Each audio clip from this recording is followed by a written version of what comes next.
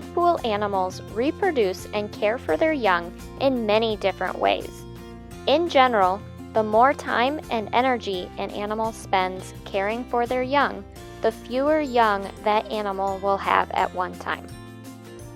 Broadcast spawning is a very popular method of reproduction used by a wide variety of tide pool animals. Spawning involves no parental care. Individuals release millions of eggs or sperm into the water and hope for the best. For many animals, it is impossible to distinguish between males and females outside of spawning. Environmental conditions, such as increased water temperature, will trigger spawning to occur.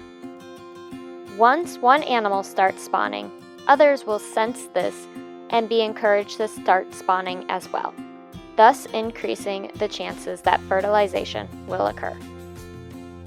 Fertilized embryos develop and grow as plankton, drifting in the water, moving with the currents.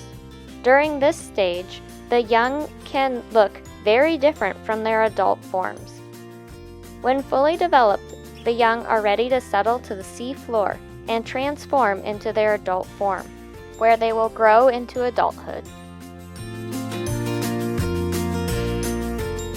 Egg laying requires more energy than spawning, but the amount of parental care given to the young varies. Nudibranchs, or sea slugs, are hermaphrodites, meaning one individual can produce both eggs and sperm. Clown nudibranchs mate by aligning head to tail and extending a tube from their side to pass sperm to each other. Both individuals are able to lay eggs. Thousands of eggs are laid in intricate ribbons. The appearance of these ribbons varies by species. No care is provided once the eggs are laid. The young hatch as planktonic larvae, drifting in the water until they mature into adults and settle to the ocean floor. Some animals invest more time and energy caring for their eggs, like this saddleback gunnel, a slender eel-like fish. A female gunnel will lay 600 to 1,600 eggs. Once the eggs are laid, one parent, either male or female, will tend and guard the eggs until they hatch in about 2 to 3 months.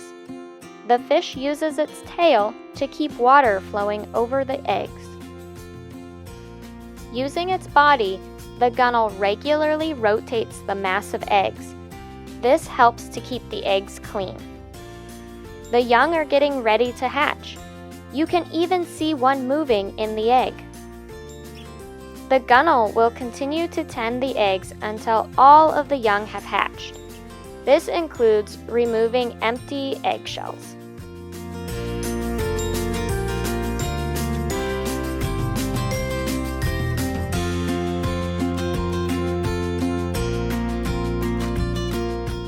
Newly hatched gunnels are almost completely clear and measure about 13 millimeters. Receiving no more parental care, they are on their own to grow and develop into adults. Some animals invest even more time and energy to their young by brooding. Brooding is when an animal holds and cares for developing young underneath of themselves. Six-ray stars can frequently be seen brooding in the early spring. Females will lay 50 to 1,600 eggs, depending on their size and age.